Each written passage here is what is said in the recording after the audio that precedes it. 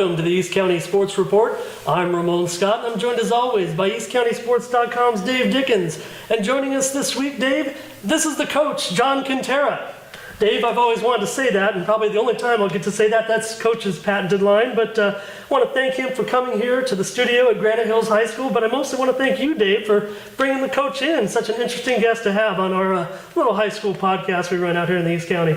Yeah, absolutely, Ramon. It's a pleasure to have him here, and he did a lot of work in the past and discussed in passing with my father, Bill Dickens, and just always, even as a younger kid myself, listening to him on the 1090, even back to the 690 and Padres, I mean, you name it, followed you pretty closely, and it's a pleasure to have you here. Well, I appreciate being here, gentlemen.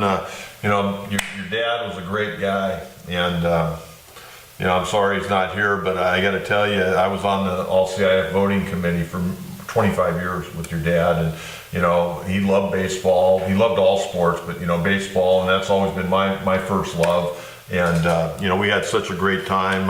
We used to get little battles here and there, but he was always passionate, and he definitely missed. And I hope all the people, not only in East County, but really all of San Diego County, if they cross paths with Bill Dickens, they cross paths with a really, really good man.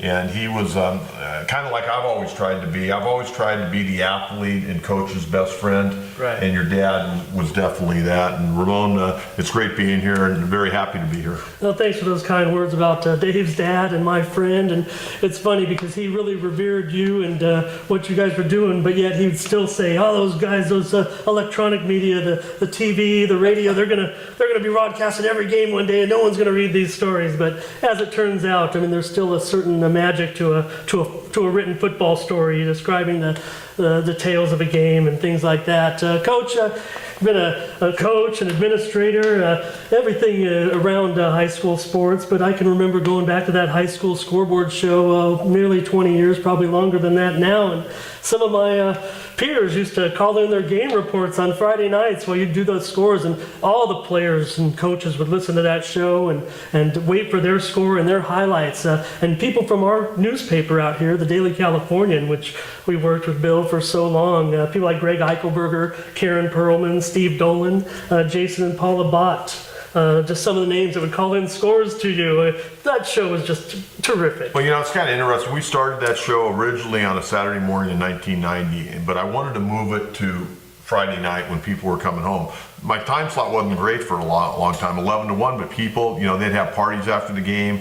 They'd have, the parents over, the players over, and they would, turn the radio up and listen. Referees, they had to go have their pizza and whatever after dinner drink they liked it. They liked to listen to the show. And, you mentioned all those folks, and there's a ton more that volunteered their time. They never got paid. They went out there, they wanted to promote high school sports. I was very blessed. And you know what's funny about it, and you guys can relate to this because you've been following high school sports for so many years.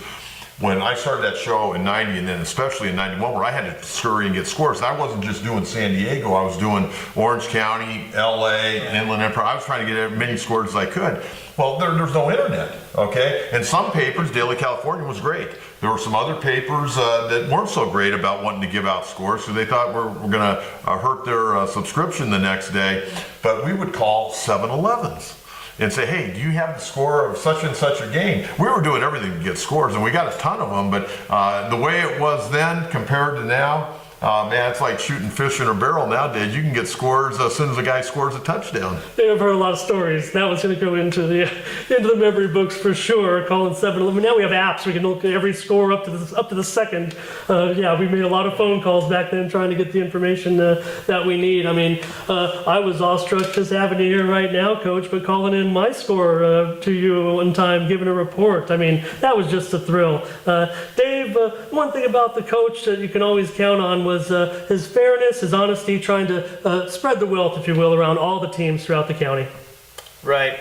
And that's, it's a funny thing. You guys are talking about the time back then, the Daily Californian and the coverage. I think that people really didn't realize really a special gem that they had in this county, and not only my dad, but the Stringers and everybody that worked in that department in particular. I mean, I can remember on a Friday night after watching several players and going to 2 or 3 games with Dad, a lot of things happening, and going through the AP photos to find out, find the photos that I wanted personally, going to the Xerox machine and running as many copies I could. Just some names offhand that I remember was when Robert Claiborne played for Mount McGill High School, went on to play at Grossmont College. Richard Zayas, fabulous receiver that went on to BYU.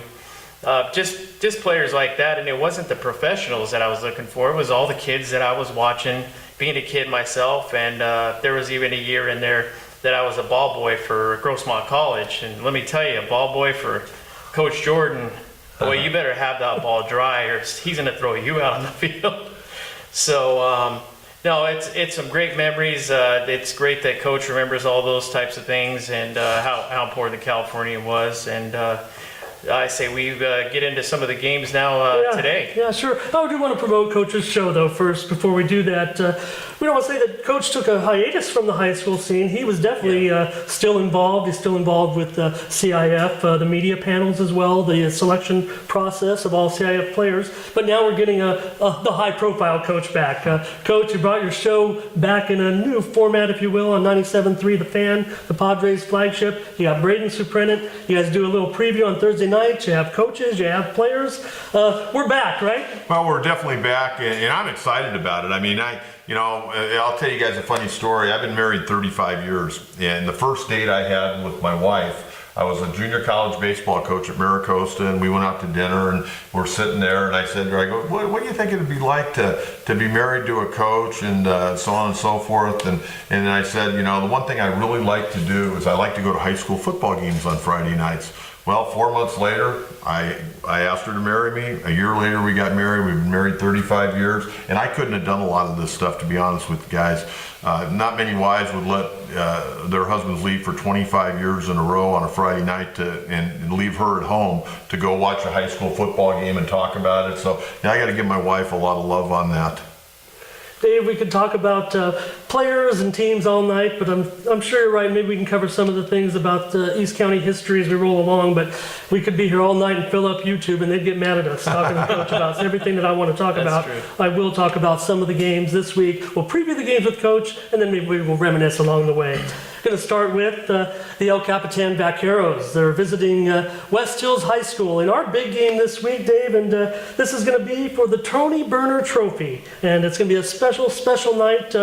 We've known about this. It's been in the works for longer than just a few weeks, but the word started to leak out.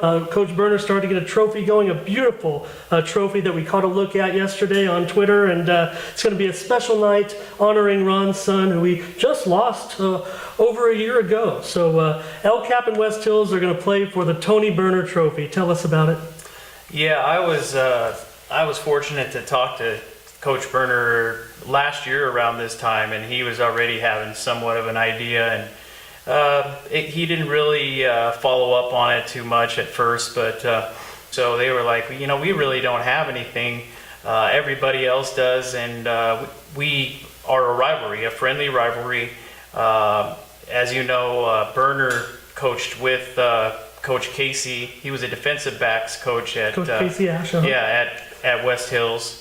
And that was when Tony Burner was playing and at quarterback. And so they spent quite a bit of time together. Coach Burner coached over there for a couple of years as a baseball coach as well, since Tony was playing baseball.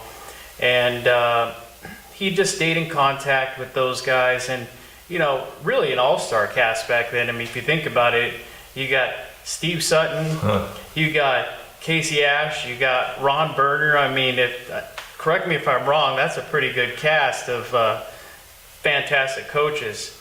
And so anyway, they stayed in touch over the years, and just 6 months into the season last year, I guess Ron said, let's get serious about this. We don't have a 52 or 67 bond. I mean, we really are not connected that way, but they've been doing like a UCLA, USC thing, El Cap would do the gold, and they would West Hills would do the black, all black uniforms, and just a friendly rivalry, and really came came into play at the end of the season. He said, you know what, I want to call some people up, and he started talking to Rob Treadwell over at Al's Sports Shop and asked him if he could come up with something. So Rob, I guess, did the design and put all the details together, and it's a beautiful trophy, the Tony Memorial Trophy. But the last but not least that Ron really wants to focus on, and he wants the people to know, is about the scholarships that Tony Berner, the Tony Berner Foundation, what's happening now is he gives out one scholarship for one El Capitan student athlete, and then also for a West Hills student athlete. And it doesn't have to be any particular sport, it can be academic, it doesn't matter what it is, so it's not specific. And he said, just as Tony's legacy, he was also focused on building this foundation and giving back, since he had attended college and he'd been so successful, he had a successful business.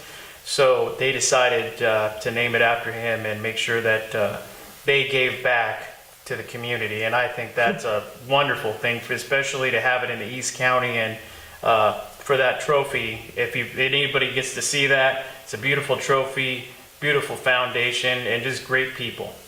Coach, we've known the Berners. I'm sure it doesn't surprise you, turning this sad loss into something that every year he's going to award these scholarships with Coach Ash and remember his son. It's a great way to... Well, no question about it. And, I remember when Tony passed away, a little over a year ago, and, it wasn't all that far away from last football season. And, just suddenly passed away. And I saw the stuff on Facebook. Ron's a Facebook friend of mine. And, you go back to West Hills, or the 67 or the 52. You know what? These guys came up coaching together.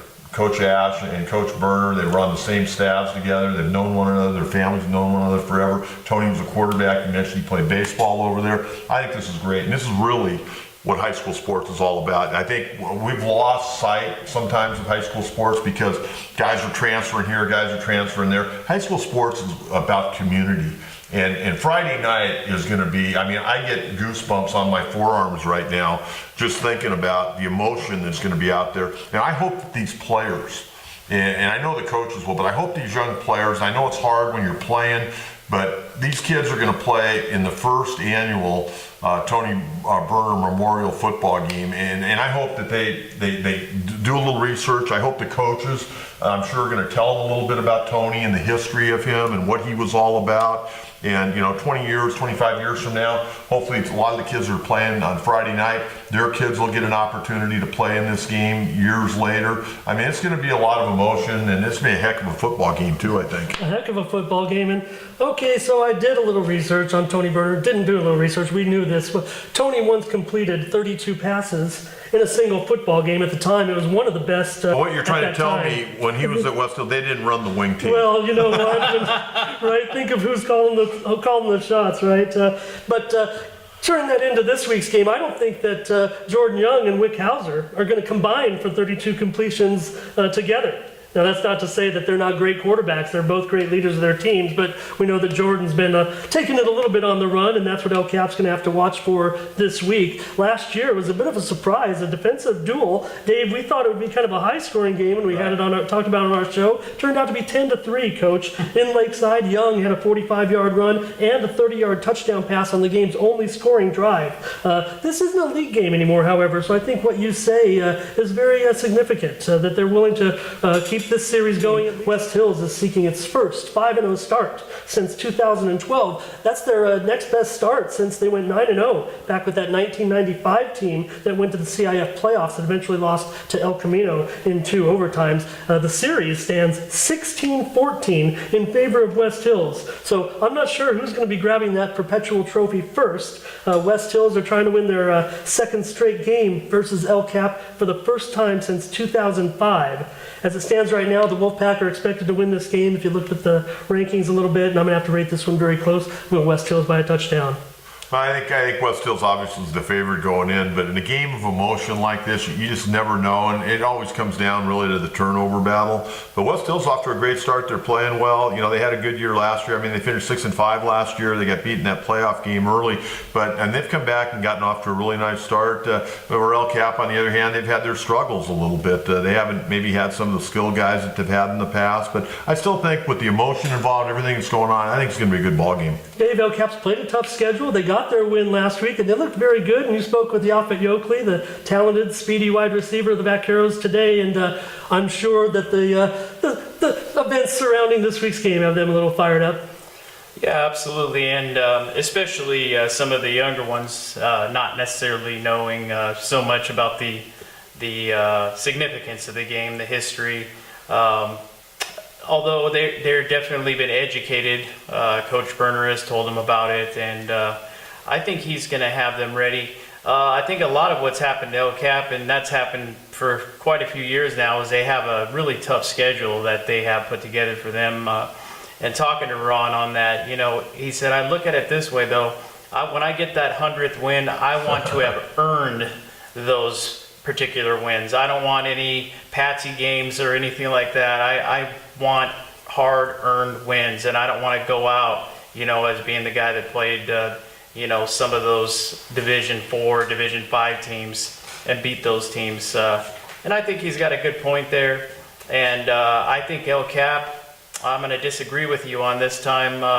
I'm going to say that El Cap is going to win by a field goal on the emotion. Can't wait for that. The Steele Canyon Cougars are going to travel to Mira Mesa to take on the 12th ranked Mira Mesa Marauders.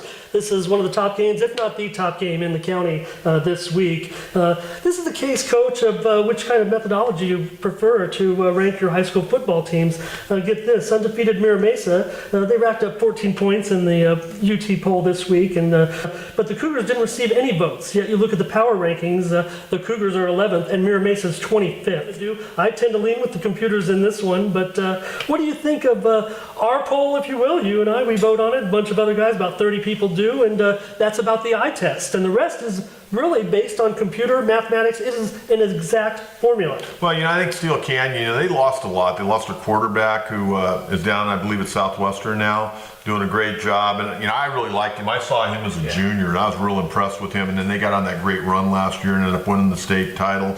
And they had some good guys on defense they lost. And so it's been a little bit of a rebuild, I think, for them early in the year. I like them. I think Mira Mesa, Chris Thompson, in his first year, he'd been there, he left, he came back now as the head coach, has done a really good job. Mira Mesa's always had a lot of talent. A lot of times they've underperformed, quite frankly.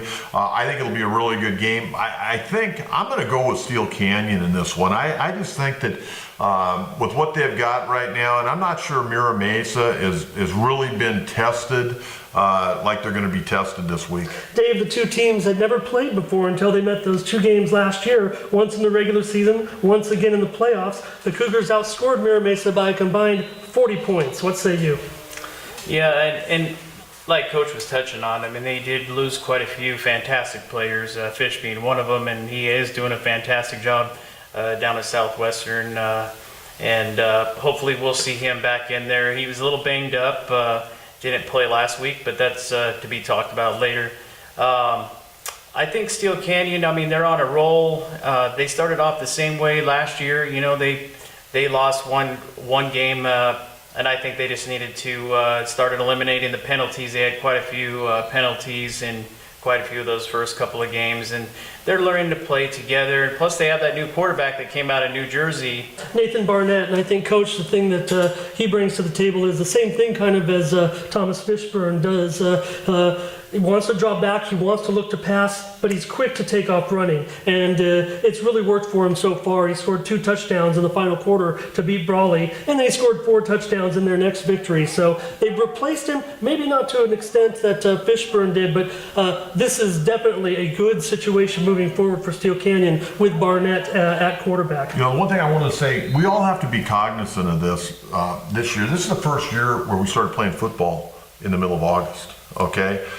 Guys didn't practice long enough, okay? And this is going to be looked at. I mean, I've talked to a bunch of the coaches. I'm going to talk to a bunch more. A lot of them don't like it.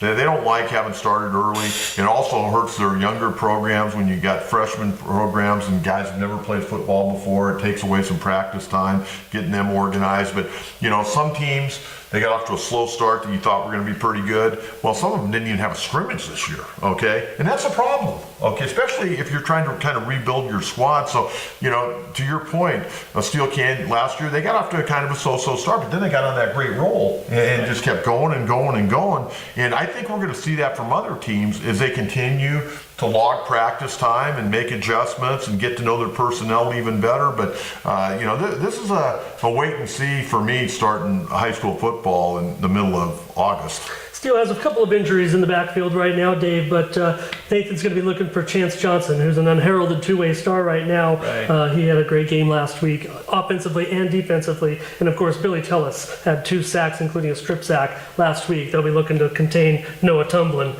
and the Marauders. Tumblin already 550 yards of total offense, so he is explosive. I'm going to go with Steele Canyon in this one by a point.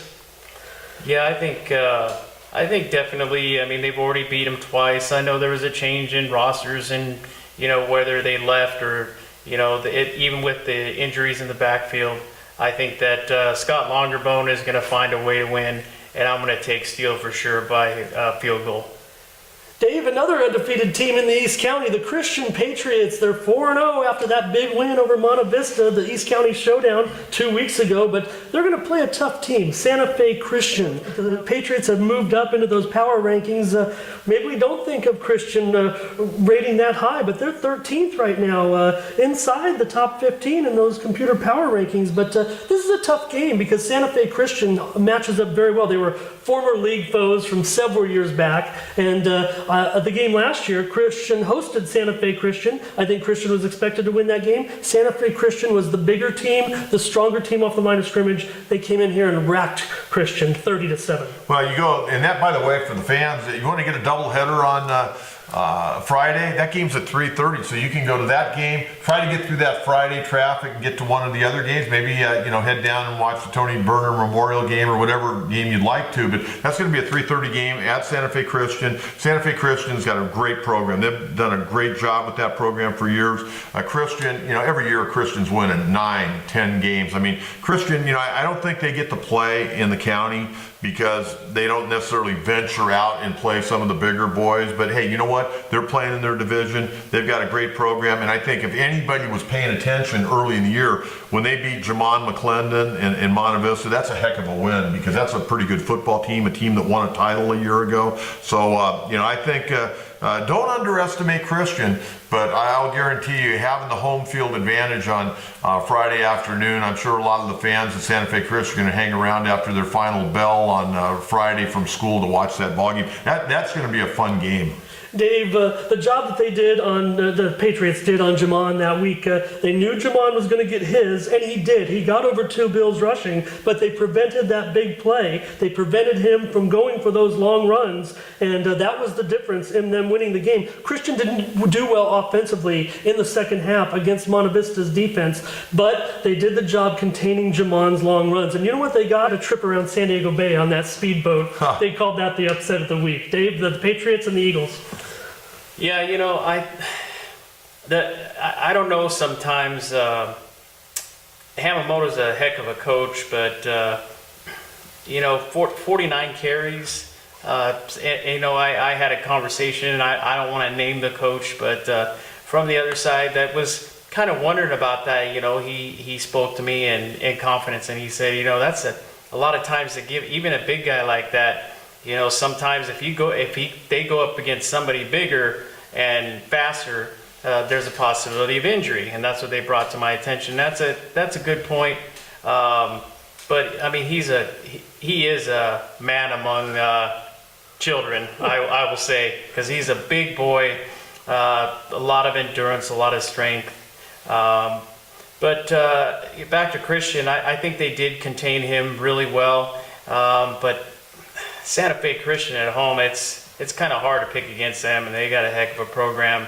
But then let's not forget too, you said that their offense sputtered a bit, but if we get Alex Gonzalez going again on the ground, I think that's going to be the key to defeating the Eagles. However, I am going to take the Eagles by 3. Yeah, Alex scored 2 touchdowns, including the big touchdown late in that over. He scored the second overtime touchdown, and then they went for 2. They surprised Hamamoto. Hamamoto said in the post-game interview, they caught us by surprise by running the ball for the 2-point conversion instead of throwing. So, Coach, you might remember this, 2011, these two teams crashed in the CIF Division 5 championship game at Mesa College. Christian won that game 32-29. You might remember a great quarterback we had out here, Shane Dillon, had a great game there with running back Rayvon Owens and the wide receiver Kyle Harris, but it took a 37-yard field goal from Mason Powell to win that game and knock off the top-seeded Eagles with 30 seconds left. The Patriots lead the series 15-13. The computers have this one a little bit lopsided if you look at it in Christian's favor, and I agree. I think Santa Fe Christian has the program to keep this one close. I like the Patriots by a touchdown. Well, the Monte Vista Monarchs are going to travel to take on the Bishop's Knights. The Monarchs are back in action after their bye week, but the big news today, of course, came out. The unveiling of Jamon McClendon's new website. Coach, what did you think of Jamon's new website? Well, I didn't see the website, but I did hear that he decommitted from San Diego State to go to UCLA. Is that true? I think it was on that website. Okay. Coach, I just want to get your immediate reaction. We love Jamon. We're fully supportive of his decision.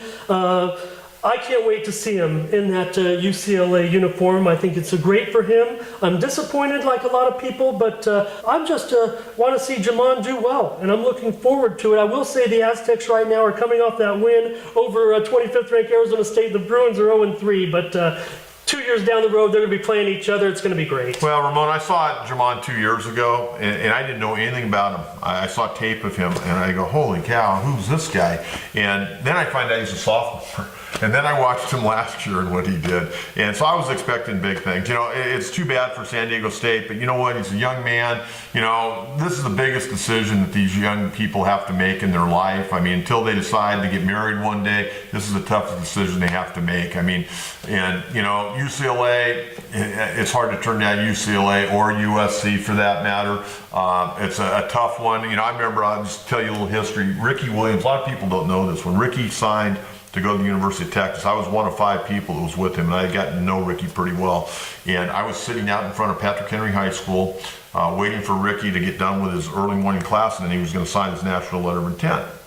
And his mother showed up, and she brought the San Diego State letter of intent. Nobody's ever known about this, okay? She brought the San Diego State letter of intent, and it was me, Ricky, his mother, Jerry Varner, the head football coach, and a buddy of his. And there were a couple other people that ended up coming into the room. And she goes, Ricky, I brought San Diego State's letter of intent in case you changed your mind. And Ricky looked at his mom with love and said, Mom, no, I'm going to sign with Texas.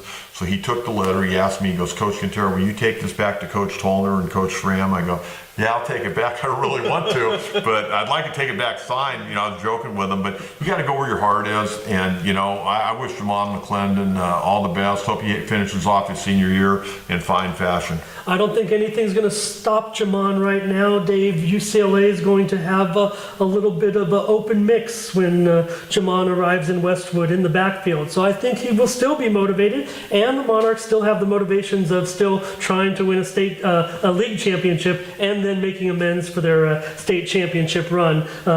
Dave, Jamon's news, and then the game this week against Bishops. You know, after seeing Bishops against Grossmont, their first game was definitely a different result. It's a different Bishops team, I think, too. Not to take anything away from the Foothillers, they've had a kind of a rough spot here in the last couple of games. But they handily took care of Bishops. And looking at this Monte Vista team and what they had done in the first couple of games before they met up with Christian, I mean, 40-plus points in each of those games. This year's Bishops team struggled a little bit, both on offense and defense. So I definitely look for Monte Vista to rebound from that close one 2 weeks ago. And I think it's just going to be, until somebody can stop it, it's going to be Jamon, hand him the rock, tighten up that O-line, and let's make a push. Well, Coach, it shouldn't be unfamiliar for the Monarchs. They did such a great job against Christian last week, and of course, Bishops with head coach Joel Allen. It's going to be kind of the same look. Yeah, Bishop's done a great job, I think, building their program. I don't think there's any question about that, but you give Coach Yamamoto a couple of weeks to get prepared. I mean, he's one of the more unsung, underrated coaches probably in San Diego County football history when you dating back to where he first started at University High School. Well, I will mention that Knight's junior Clarence Freeman IV, he's the county's leading receiver by far with 34 receptions, but you've seen the play. Cut it across, just flip the ball right here, keep on running. The old Utah pass. Yeah. These teams met in 2012 in Monte Vista. I won 33-13 in a game played at La Jolla. I've got Monte Vista by 3 touchdowns, Dave. Yeah, I kind of have to agree, and agree with Coach too that Yamamoto definitely is underrated by a lot. I mean, his schemes, and sometimes they're not even anything fancy. He believes in a lot of old school formations. And stuff that I remember watching on the... It's called fundamental football, blocking and tackling. It's a joy to watch for this man. So, and that reminds me of some of the early NFL games when I was a kid that I was watching. I'm like, you know what, I remember those formations. And like you said, the blocking and the tackling, and Yamamoto is just fantastic. And I'm going to have to go with Monte Vista by at least 2 touchdowns. Coach, there's a lane here and a lane here. That's right. Okay. The Santana Sultans have quickly repaired their lineup, and they looked great again last week, knocking off Vincent Memorial. They'll host the Mar Vista Mariners this week, and despite injuries, Santana remains one of the favorites in Division 4, along with Kearney, Coronado, and this Mar Vista club, which visits Community Stadium on Friday night. Against the Scots last week, Sean Iverson passed for 2 touchdowns. He's the 3rd quarterback now that Santana's having to go through with some injuries. And our man, Dave Colton Snipes, who was in the studio last week, well, he went out and showed us what he was made of. Coach, this guy is incredible on camera. I mean, he's just so gregarious, just enjoyable to talk to. But he went out there and had an interception return for a touchdown. He kicked his 2nd field goal, made 4 PATs, 5 tackles. I think he collected tickets at the ticket booth. Brooks Mouton had a 30-yard touchdown run and caught a 19-yard TD pass. And Dave, Jacob Peterson, I don't know if you caught this, Snipes said he was going to be questionable with a deep contusion that he suffered. Well, he had 67 yards rushing and made 8 tackles on defense. The Sultans forced 5 turnovers. The home team has won the last 5 meetings. Santana leads the series 5-4. I'm going the Sultans by a point.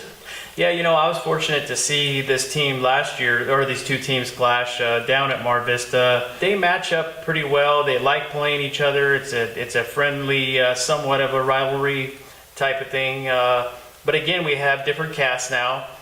We don't have the big boy behind center, Josh Odewalt, as he's graduated.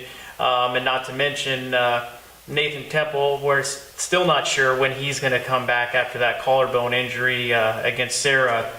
But Iverson, I think, being the 3rd string guy, I think he's really stepped it up and shown that he can throw the ball, he can run a bit, and he's got good field vision. He doesn't make bad decisions either. So I think that in this one, it's going to be close, but I'm going to say that Santana's going to win by 3.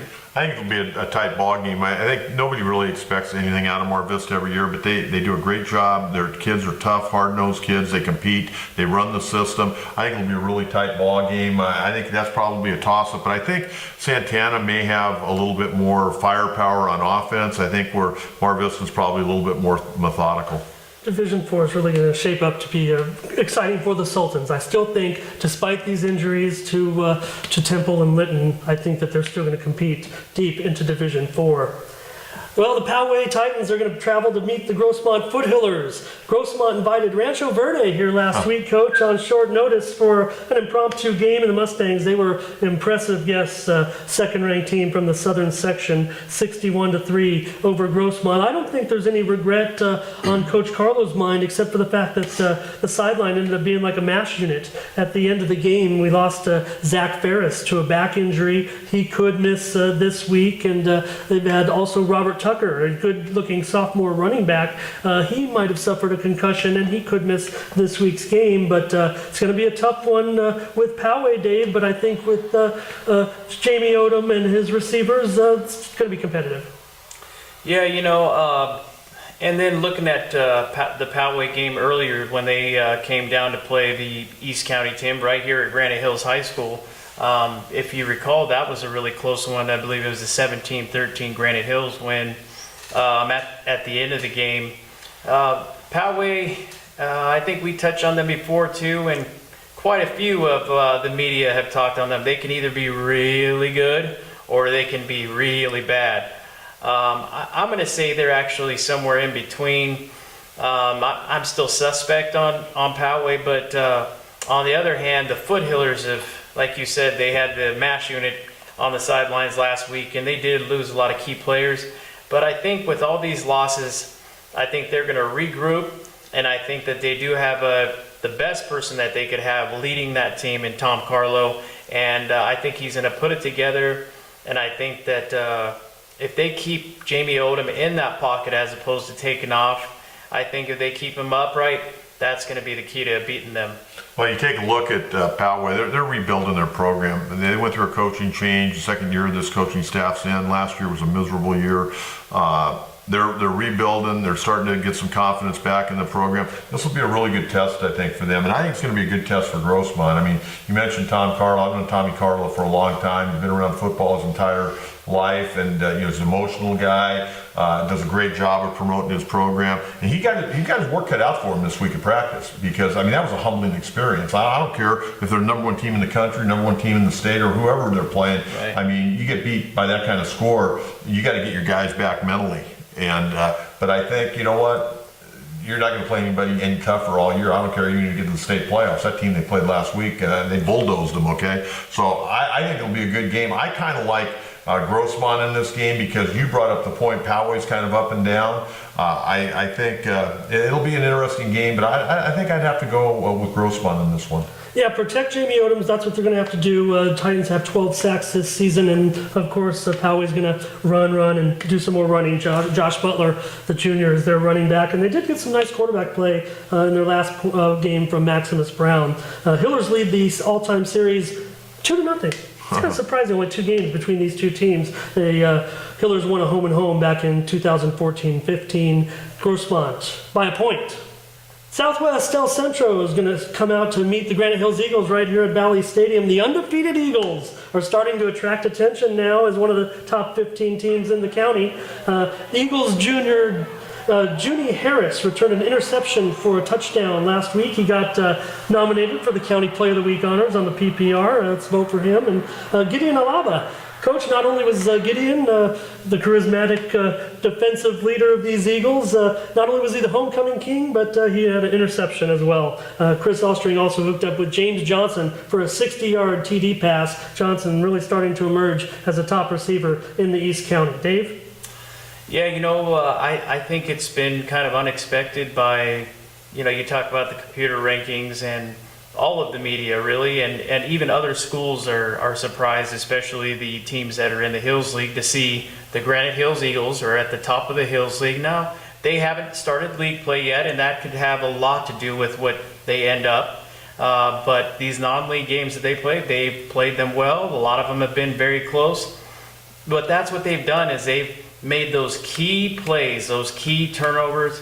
You mentioned Junie Harris. He did the same thing in the game versus, I believe it was Mount Carmel. He had a punt return, big punt return, zigzagging, really fast kid, and scored on that one as well. So it's those big plays like that, not to mention their defense, led by Ethan Bishop. I mean, Ethan Bishop has been fantastic as well. I mean, that's one of the calling cards for Coach Kellen Cobbs, is having those big guys on the line and running the ball. And he's, surprisingly enough too, I'm actually very happy to see how Chris Ostring has come up. And you had Jake Siegfried last year that was quite the runner, and you have Chris that's passing the ball, and he's actually delivering it to different receivers. So I think he's got the great field vision. He knows how to run a bit. They got the defense. So I'm going to say Granite Hills by a pair. Coach, a string of league championships for these Eagles, and a pair of deep playoff runs all the way to the semifinals. Why does this program get overlooked in the county? Well, I think a lot of the programs in East County get overlooked. They don't play Helix, okay? And that's what it comes down to. I mean, people in San Diego want to see somebody else in the East County beat Helix. Okay, and if you're not on their schedule, you don't play them, you're not going to get the credit. It's just that simple. I mean, Helix has been the bearer standard out here for a number of years. If somebody, every year they make a big deal out of the Grossmont game, and then Grossmont gets pasted. Well, you wait till the Grossmont game the next year. It's going to take somebody to take down Helix to really get full respect. But I want to bring up a point you guys were talking about. Granite Hills has played tight ball games. When you have great seasons, you got to win those tight ball games. And the other thing, and we were talking about this earlier today, these teams that have come over from the desert, I think, 7, 8, 9, 10 years ago, people say, oh, well, these guys aren't going to be very good. Well, we found out that a lot of these teams over the desert actually play a lot better football than anybody ever thought. So if you're not ready to play on Friday night, you're going to go home with a loss. So they better be ready to play. And but I like Granite Hills, and again, Granite Hills got a great football tradition. I mean, great football tradition. I mean, you can go back to when the school first started, and they got this football program going. So it's good to see them doing well. But to get full credit, you got to really get a big win. And if you could ever get Helix on the schedule and take them down, who knows? Well, they've moved into the Hills League this year, Coach. I know you're aware of that, but that's going to be the setup this year, if you will, as all these teams try to take their shot at Helix. Dave, as Coach mentioned, I think maybe this is an obvious look-ahead spot for the Eagles, especially with league rival Steele Canyon on deck, those great games that they played last year. So, yes, you have to take Southwest El Centro seriously. Maybe they're a little bit down from last year, but you mentioned Ethan Bishop, the 2 interceptions. They have the Eagles have 7 interceptions overall, 13 sacks. So I think they have what it takes to win this game at home. I've got Granite big here. Yeah, and let's not forget that West Hills had them first on their schedule too, and went out to the desert and actually handily took care of Southwest on their turf too. Well, the Valhalla Norsemen are going to travel to take on a tough club, the Otay Ranch Mustangs, and another learning opportunity for the Norsemen. It was a neat story last week, Dave. I was out at Valhalla High School and we lost big, but I got a chance to talk to homecoming king and nose guard Sean Mwangi, and just a great kid. And I talked to Sandra McCaney, the homecoming queen, and they were down big at halftime. But you know what? The coach team came right up and cheered on their man as he was getting the homecoming king, and he riled them up like it was a tie game at halftime, even though they were trailing Eastlake big on the scoreboard. And it's going to be another long game this week against Otay Ranch, but we're still trying to learn things here with Valhalla. Keegan Baker, Luke Pillsbury, Kiar Worthy lead the offense. Connor Nagel and Zach Larson lead the defense. But Otay has quarterback Puka Stewart, who has almost 700 total yards so far. Otay Ranch leads this series 3-0 with wins in 2014, 15, and 17. I've got the Mustangs winning this one. Yeah, I think it's a really tall order for the Norsemen in this one. Otay Ranch has had a phenomenal program since its inception, and they haven't even been around very long, but they have a great program, great coaching staff, and like you mentioned, their quarterback as well. I think it's a really tough order for the Norsemen. They're going to have their work cut out for them, but you never know. We never want that to happen either, but an injury, a couple of turnovers, some missteps, you never know. That could be the one that Valhalla gets over that hump. But unfortunately, in reality, if they play the way they're supposed to, I have Otay Ranch by a couple. Yeah, I'd have to agree with that. It's going to be a tough year for Valhalla. I mean, a complete rebuild going on right there. A lot of new coaches in that program, and it's going to take a while. I mean, there's no reason they can't get it back, but I think even though you're taking your lumps right now, we're talking kind of about where Grossmont has to get their guys back mentally. I mean, it's going to be a tough year, and when you get to week 7, 8, 9, 10, and you're not winning football games, it's tough to go to practice. It's tough to coach, okay, because everybody's beat up, and you got to get that extra little momentum, and especially if you're a competitor, it's a little bit easier. But for young kids that have never gone through something like that, very difficult. But all the stuff they're doing now, even after losses, getting prepared that next week, for the guys that are going to be coming back next year. It's going to make that program that much better, and hopefully the kids on their JV program continue to work hard and everything. But it's not easy. I mean, it's tough, and when you're going out there, nobody really loves football practice. They love going out and competing on Friday night, and when you're not getting some kind of little sugar at the other end of it, it's really difficult. And the coaches got to continue to be positive, work hard, and not beat the players up in practice physically, and get them to continue to grow and get better. Yeah, and that's a situation we face with also our Elko and Valley Braves and other teams around the county, like the Castle Park Trojans.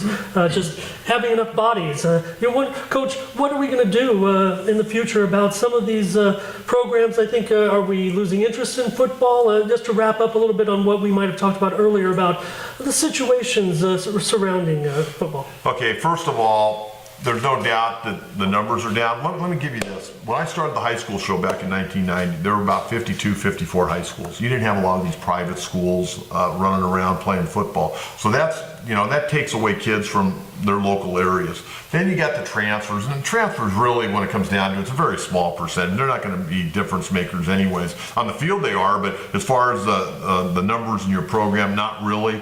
I think what will eventually happen, nationally, I can tell you this year, from what I've been told and research I've done, there's 20,000 less kids playing high school football this year, but it's still the #1 participated sport in high school. Okay, every program, you got to recruit guys on your own campus. You got to get down to the 7th and 8th grade and recruit. And I realize that parents are concerned about CTE, the concussions and all that. Totally understand that. And if I had a son, I would probably be concerned too. But I also came from a football family and been around it. And it's a tough sport played by tough kids. And it's coached by tough men and guys but the values you get out of football are so much different than, like for me, I played high school football, I played college basketball and baseball, and the values I got out of high school football were so different and so exciting. To this day, at 60 years of age, and I'm so glad. I wasn't a great high school football player. Right when I was starting to get pretty good, I didn't play my senior year because I'd had some knee surgery, and I was a good basketball player and baseball player. But to be out on that football field on a Friday night, on the coast, playing at San Diego High School when I was at Torrey Pines, and you look to one sideline and you see all your guys, you look to the other sideline, you see that opponent, you're out in the middle of the field, the guy's right in front of you trying to knock your block off, you got to figure out what you're going to do. And I'm glad I had that experience, and I would like every kid to be able to have that type of experience if they like football. If you don't like football, don't go out, because it's not a sport you can go out there and play half-heartedly or play not to get hurt. But it's a problem. But you got to recruit within your district, your junior highs, your freshmen. And a lot of these freshmen are big, heavy-set kids that can't walk and chew gum. But over the next 2-3 years, with some hard work, weight training, good fundamentals, they could end up being a Division I player. You never know. I'm ready right now to go out and get my Friday night on. Dave, I don't know about you, but I want to thank you, Coach, for coming in. I mostly want to thank Dave for bringing you in, Coach. Thank you so much, Dave, for bringing Coach John Kentera in here to the studio to talk on high school football on our podcast. Yeah, John, I mean, it's a pleasure. As a matter of fact, real quick, a couple of years ago, I was I was taking an online class at Mira College, and I remember seeing John at a couple of games. It might have been a Mira Mesa game back in 2011, 2012, and that's when he was doing his radio show. And I introduced myself, and I knew him because my dad would always say, he goes, that voice, match it up to the big guy, the real tall guy, and that's the guy that he said, and he just has to say one word and you'll know it's him. But I met him there, and then had to write I was in an internship for 1090, as a matter of fact, and so I decided who better to actually do a paper on, and I still have that paper put away and framed up that I did here on Coach, and really appreciate that, and really appreciate you taking the time to come down here and help us out on especially the discussion of what's going on with high school football today. Oh, I really appreciate it, and I hope you got an A on that paper. I did. Thanks to our sponsors.